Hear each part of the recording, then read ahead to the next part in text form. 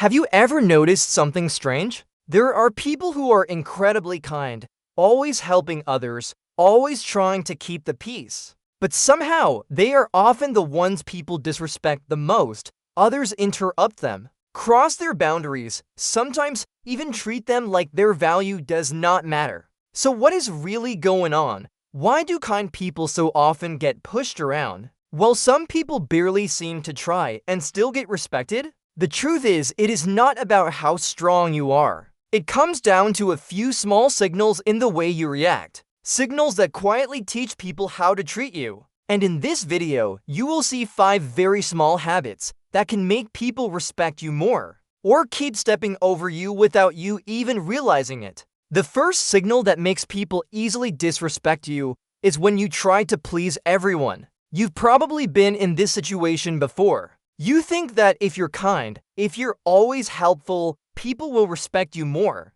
But in reality, the opposite often happens. The more you say yes to everything, the more people assume your time doesn't really matter. And slowly, they begin asking for more and more. The biggest mistake here is believing that kindness automatically creates respect. But in human psychology, respect usually comes from limits, not unlimited sacrifice. When you're always available to serve, people unconsciously place you lower in the relationship. What you need to do is not become cold or selfish. Sometimes it's as simple as saying, "Sorry, I can't do that today." No long explanations. No excessive apologies, just clarity. Because the truth is, the people who truly respect you will understand. And the people who only want to use you will get uncomfortable. And that's exactly when you find out who they really are. The punchline of this part is simple. If you don't protect your time, other people will use it.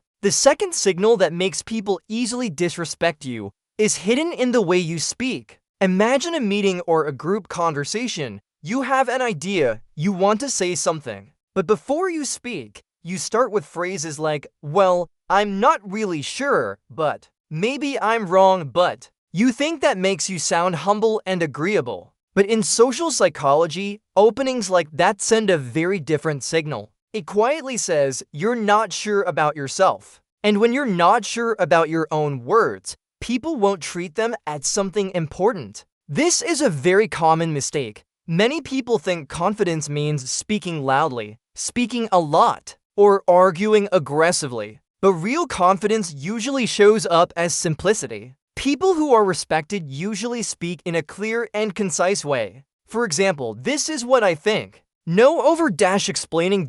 No asking permission to have an opinion. When you speak clearly, calmly, and directly, people naturally start paying more attention. Not because you overpower them, but because the way you speak shows that you believe in yourself. And in communication, self-belief often spreads to others. The punchline of this part is simple. If you doubt your own words, other people will doubt them too. The third signal is something most people don't notice, but it's extremely important. It happens when you explain yourself too much. Here's a very familiar situation. Someone asks you to do something and you don't want to do it. But instead of simply saying no, you start explaining. You talk about your schedule. You explain that you're very busy. You apologize several times. You try to make your refusal sound more acceptable. But here's the problem. When you explain too much, it creates the feeling that your decision needs other people's approval. And this is where many people make a mistake.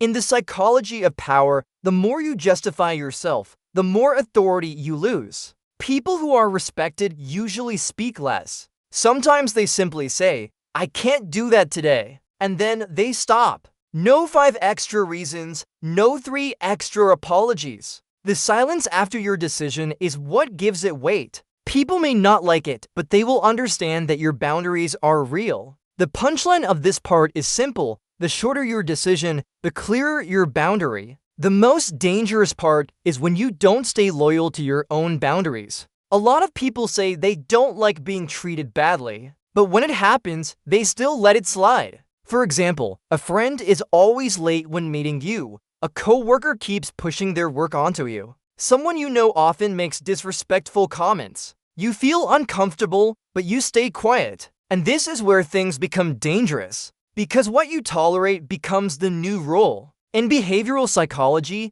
people learn very quickly from your reactions. If someone crosses a boundary and nothing happens, they will do it again. Not because they hate you, but because the system allowed it. A lot of people think they need powerful words to be respected, but sometimes all it takes is one small action. For example, next time this happens, I won't take that task. Say it once and follow through. Consistency creates credibility. Credibility creates respect. The punchline here is simple. Boundaries do not live in words, they live in actions. Finally, there's a truth that many people don't like to hear. Respect begins with the way you respect yourself. Not through big words, not by proving your value to everyone, but through very small choices you make every day. Do you protect your time? Do you say no when it's necessary? Do you stay firm when your boundaries are tested? Most people who are disrespected are not lacking value. They simply send signals that their value can be ignored.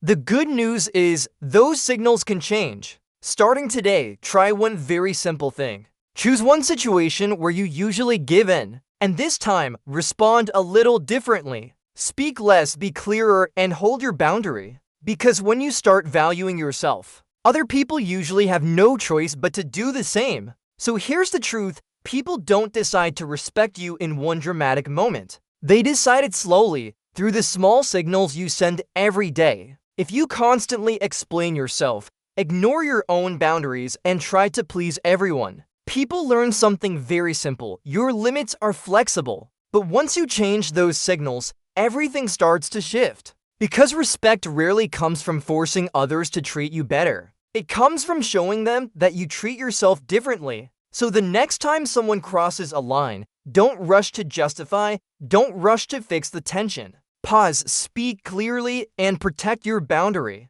That one small moment can change how people see you. Subscribe for more videos like this.